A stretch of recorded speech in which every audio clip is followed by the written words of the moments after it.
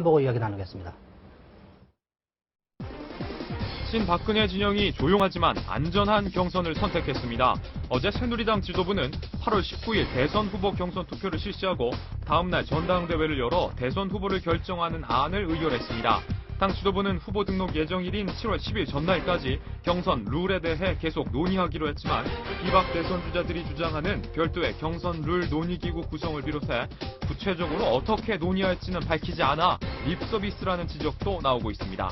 한편 통합진보당은 당 대표와 최고위원 등을 선출하는 당원 투표에 돌입했습니다.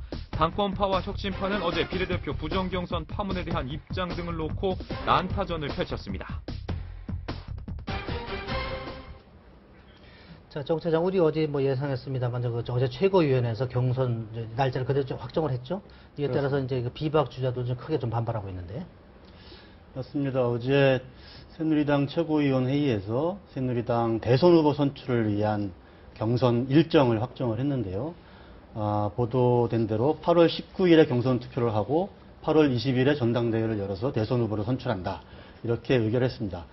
물론 7월 9일까지 대선 경선 룰에 대해서 논의를 더 계속은 해나가겠다. 이렇게 여지를 남겨뒀지만 사실상 그 이전에 경선 룰에 대한 어떤 그 비박 주자들과 친박계 사이에 어떤 대타협이 이루어질 가능성은 사실상 없다. 이렇게 보는 게 맞을 것 같습니다.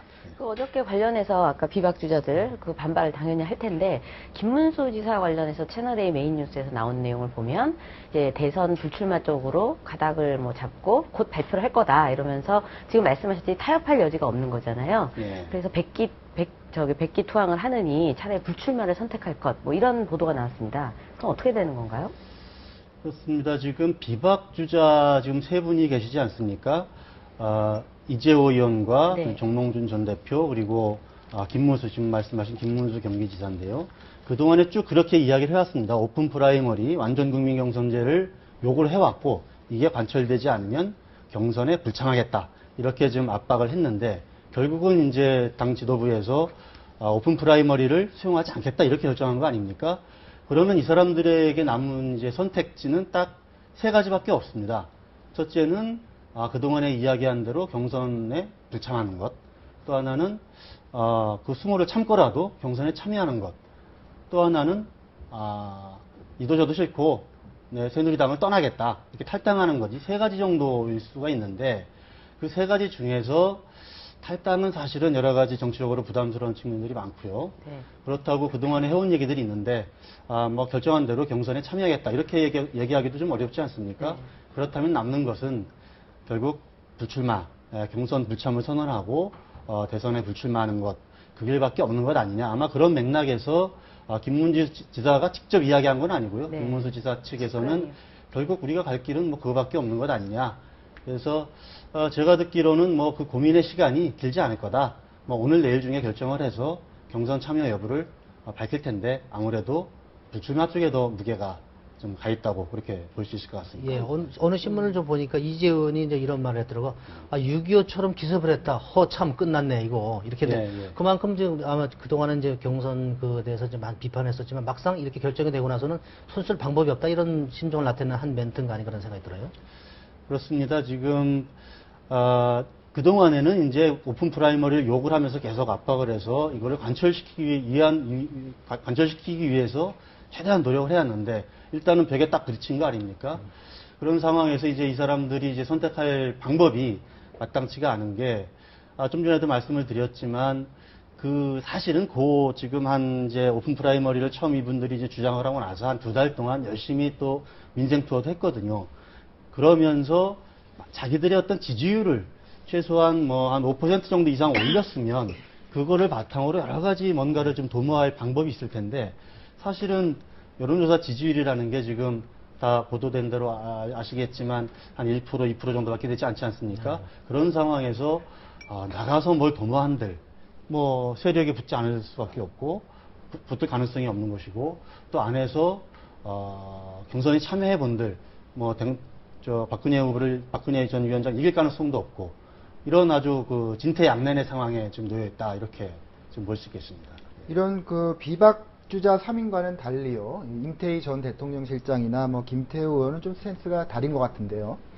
임태희 전 실장 경우에는 제가 최근에 그 인터뷰를 하기 위해서 이제 만났어요. 그래서 이제 인사 겸해서 실장님 많이 바쁘시죠? 그랬더니 글쎄 뭐 바쁘긴 바쁜데 별로 뭐 소득이 없는 것 같아서 그러면서 좀 지지율이 안 올라가는데 좀 안타까움을 표시하더라고요. 그래도 뭐 저희 같이 간 기자들이 그래도 끝까지 열심히 하셔야죠. 그랬더니 아유 뭐 끝까지 열심히 해야지 뭐 하는 걸 봐서는 끝까지 완주하실 것 같은 그런 느낌이 들던데 김태호 의원 같은 경우는 뭐 어떻습니까? 곧 출마 선언을 한다 그러죠? 예, 지금 비박주자 아까 말씀드린 세 분하고 우리 임태희 전 실장하고 김태호 의원의 경우는 약간의 좀 입장의 차이가 있습니다. 그동안에도 우리가 계속 비박주자 3인 이렇게 써왔지 않았습니까?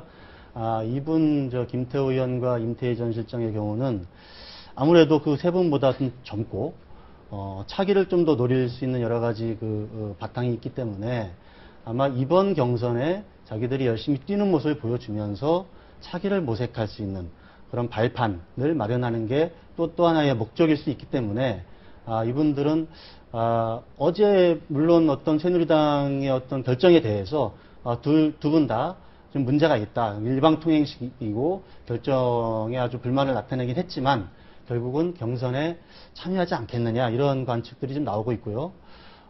특히 김태호 의원의 경우는 이제 7월 10일경 정도에 7월 10일 전후해서 자신의 어떤 대선 출마 여부에 대한 결심을 밝히겠다 이렇게 언론에 이렇게 밝힌 상태입니다. 예. 제가 보기엔 어떻게 이런 생각이 듭니다. 비박 3인들 같은 경우에는 임태희 실장이나 김태호 의원 같은 건 좀 약간 얄미울 듯한 좀 느낌이 좀 들 것 같아요. 예를 들면 이 두 분이 만약에 이제 경선 출마 뜻이 없었다면 박근혜 후보 입장에서 보면 혼자 경선을 하는 셈인데 이제 그 압박이 좀 될 텐데 이분들이 있으니까 믿을 구석이 있으니까 그 박근혜 쪽에서 밀어붙이는 거 아닌가 그런 생각이 들어요. 예, 그렇습니다. 하지만 뭐 정치라는 게 물론 세력을 서로 힘을 합쳐서 하는 부분도 있지만 또 각자의 생각이 다르기 때문에 각자의 처지와 뭐 계산이 다 다르지 않겠습니까? 그런데 이재호 의원의 경우는 사실은 이번이 뭐 마지막 기회라고 봐야 될 겁니다. 아마 나이도 이제 67세쯤 됐고요. 김문수 지사와 정몽준 전 대표는 이재호 의원하고도 조금 좀 다른 측면은 있습니다. 일각에서는 정몽준 전 대표와 김문수 지사도 결국은 이번에 도저히 안 되니 그럼 다음번을 모색할 가능성도 있다. 뭐 이런 견해도 나오고 있고요. 그래서 탈당 관측이 더 그렇게까지는 하지 않을 것이다. 이런 관측이 나오는 겁니다. 반면에 이제 이쪽에 임태희 실장과 김태호 의원의 경우는 또 그 세 분하고 또 다른 측면이 있는 것이고, 그래서 만약에 김태호 의원과 임태희 실장까지, 전 실장까지 다 묶어서 5명 모든 후보들이 다 경선에 부창하겠다. 여기에 다 연대를 할 수 있다면, 그러면 사실은 박근혜 전 위원장 측도 상당히 부담이죠. 하지만 적어도 이 세 분, 김태호 의원이나 임태희 전 실장, 또 한 분 있죠. 안상주 전 인천시장, 이런 분들은 경선에 참여할 뜻이 좀 있기 때문에 반쪽 경선이라도 할 수 있지 않겠느냐. 최소한 단독 주대는 되지 않겠느냐. 아마 이런 생각을 박근혜 위원장 측에서, 전 위원장 측에서는 할 수 있을 것 같습니다. 예, 하여튼 민주당 얘기를 좀 돌아가 볼까요? 민주당 같은 경우는 대선 주자만 해도 지금 현재까지 8명이나 되고 이제 더 나올 수도 있다 이런 전망이 나오고 있는데 어제 손학규 고문이 그 문재인 후보를 향해서 어제 좀 약간 쓴소리를 좀 했어요.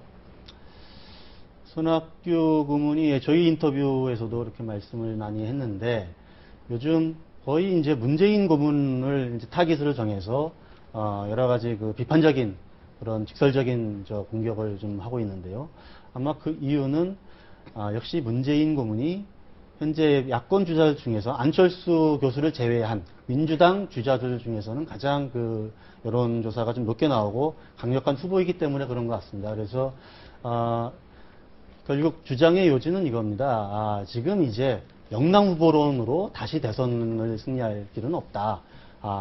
한 번 물레방아를 돌린 물이 다시 물레방아를 돌릴 수는 없는 것이다. 이런 주장을 좀 했는데요. 결국은 2002년에 노무현 전 대통령을 당선시켰던 그런 호남이 미는 영남 후보론, 이게 이제 2002년 때 노무현 대통령을 당선시킨 논리였는데 그게 이번에도 먹혀들지는 않을 것이다. 뭐 이런 주장을 하는 것이고요.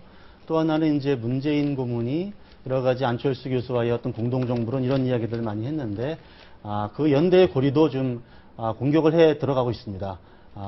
아주 자신 없는 지도자다. 왜 우리가 내가 잘해가지고 국민들 지지를 받아야지 왜 자신 없게 뭐 안철수 교수, 지지율이 높은 안철수 교수와 같이 손을 잡고 국민 정부를 하겠다고 하느냐, 이렇게 좀 아주 강하게 비판을 좀 하고 있습니다. 아주 재밌게 지금 판이 돌아가고 있습니다. 네. KBS가 관련해서 여론조사를 대선 주자 여론조사를 네. 한 게 있죠. 그 결과가 어떻게 나왔나요? 예, 지금 KBS가 어제 여론조사를 했는데요. 여론조사 결과를 아직 CG가 나오지 않고 있네요. 그 KBS하고 예. 미디어 리서치에서 여론조사를 실시했죠. 예, KBS가 미디어 리서치에 의뢰를 해서 여론조사를 실시를 했는데, 단순 지지도 조사에서는 역시 박근혜의 호칭을 생략하겠습니다. 박근혜 36.2%, 화면에 나오네요. 안철수 18.6%, 문재인 12.6%, 이렇게 나오고 있습니다. 박근혜 조수치로만 보면 딱 안철수 교수의 2배가 되네요. 예, 그렇게 나오고 있고요. 나머지 후보들은 뚝 떨어집니다. 역시 1, 2%대에서 머물고 있는데, 손학규 후보가 2.1%, 김문수 1.6%, 정몽준 1.5%, 김두관 1.5%, 이회창 1.1%. 이 정도로 사실은 나머지 세 주자에 비해서는 너무 뒤떨어지는 상황인 것 같습니다. 전혀 뭐 그동안에 큰 변화가 없었던 것으로 보여집니다. 지금 양자 대결 구도로 보면은 박근혜 47.5%, 안철수 44.3%, 오차 범위 이내인데요. 이게 이제 4.1 총선 이전까지는 역시 안철수 교수가 조금 박근혜 전 위원장을 좀 앞서고 있었는데, 그 격차가 줄어들다가 4.1 총선을 기점으로 해서 다시 박근혜 전 위원장이 안철수 교수를 앞섰고, 그 격차가 조금씩 미세하나마 좀 벌어지고 있는 추세로 나타나고 있습니다. 그 한 이틀 전인가요? 보니까 리얼미터에서 조사한 걸 보니까, 물론 조사 방법이 약간 이거보다 좀 신뢰도의 문제가 좀 있는데, 그 안철수 교수가 약간 좀 역전을 했던 현상도 나타났어요. 앞섰다라는 기사도 있어요. 예, 리얼미터 조사에서는 그렇게 나왔는데, 뭐 여론조사라는 게 사실은 뭐 여론조사 방식에 따라서 좀 다를 수가 있고요. 근데 지금 미디어 리서치의 조사의 추이로만 본다면, 어쨌든 안철수 교수가 그동안에 계속 출마 선언 여부에 대해서 애매한 태도를 유지하면서 지지도가 약간씩은 좀 하락하고 있는 것 아닌가, 이렇게 좀 보여집니다. 단순 지지도에서도 아까 18.6%로 나왔었는데, 그것도 이전 조사에 비하면 한 3% 정도 떨어진 것으로 되어 있습니다. 예, 이번에는 통합진보당 얘기 좀 나눠보겠습니다. 어제부터 그 대표 경선이 이제 시작이 됐죠. 거기 경선에 나선 그 강병비 후보가 이석기, 김재현 의원 제명 가능성을 좀 거론했습니다. 그렇습니다. 지금 강병기 후보는 지금 강기갑 후보와 강병기 후보 두 분이 지금 경쟁을 하고 있는데, 강기갑 후보는 아시다시피 이제 그 당권파에 반대하는 혁신파에 서 있는 분이고, 강병기 후보는 사실상 그 당권파의 핵심인 경기동부연합의 간접 지원을 받는 후보인 것으로 그렇게 좀 분석이 되고 알려져 왔는데, 의외로 이석기, 김재현 후보의 제명 여부에 대해서 문제가 있다면 물론 전제를 달았지만, 그런 부분까지 포함해서 조치를 해야 된다, 이렇게 이야기를 했습니다. 그 배경은 아직 정확히 알려지지는 않고 있지만, 아무래도 당내 선거 구도에서 아직 그 어느 쪽도 지지를 하지 않고 있는 중도 세력들의 어떤 표심을 얻기 위한 그런 어떤 발언이 아닌가, 이렇게 좀 볼 수 있을 것 같습니다. 그 정치권 관련된 소식 하나만 좀 묻겠습니다. 어제 대법원에서 이제 그 국회를 향해서 좀 그 7월 10일인가요? 7월 10일이 되면 대법관 4명의 이제 공백 상태가 온다. 그러니까 조속히 빨리 임명 동의안을 해주라라고 처음으로 기자회견으로서 공식 요구를 했어요. 아마 제가 기자 생활을 하면서도 대법원에서 국회를 향해서 이렇게 공식적인 입장을 촉구한 건 처음인 것 같아요. 예, 어제 그 대법원 공보관께서 공식 요청을 했습니다. 임명 동의안을 조속히 좀 처리해달라. 사실은 이제 아까 말씀하신 대로 7월 10일에 4명의 대법관의 임기가 종료가 됩니다. 그래서 이명박 대통령이 양성태 대법원장의 제청을 받아가지고 이미 6월 15일에 인사청문 요청서를 지금 국회에 제출했는데요.